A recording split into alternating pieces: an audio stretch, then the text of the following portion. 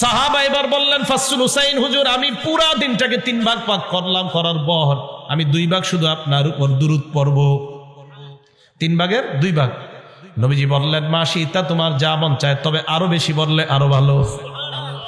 এবার সাহাবা বললেন ইয়া রাসূলুল্লাহ আজআলুস সালাত কুল্লাহা, আজকে থেকে আমি সারা দিন যখন এই সময় পাবো শুধু আপনার উপর দুরূদ শরীফ পাঠ করার নিয়ত করে ফেললাম। নবীজি বললেন তাই নাকি? কয় হ্যাঁ। কয় হুজুর ফরজ ওয়াজিব পর এইগুলো আদায় করার পর আমি শুধু আপনার উপর দুরূদ পড়ব। আল্লাহ নবী বলেন ইজান তাকফি হাম্মাক, তাহলে তোমার আর কোনো চিন্তা নাই, পেরেশানি নাই, সমস্ত চিন্তাগুলো আল্লাহ দূর করে দিবেন। তোমার পেরেশানি থাকবে না, সব পেরেশানি আল্লাহ দূর করবে। সব পেরেশানি কে দূর করবে? আল্লাহ। আল্লাহ দূর করে দিবে।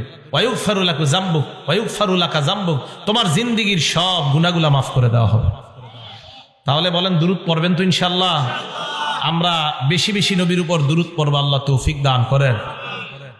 যেই শব্দগুলো দিয়ে দুরূদ পড়ব, আল্লাহুম্মা সাল্লি আলা মুহাম্মাদ ওয়া আলা আলি মুহাম্মাদ কামা সাল্লাইতা আলা ইব্রাহিম ওয়া আলা আলি ইব্রাহিম ইন্নাকা হামিদুম মাজিদ।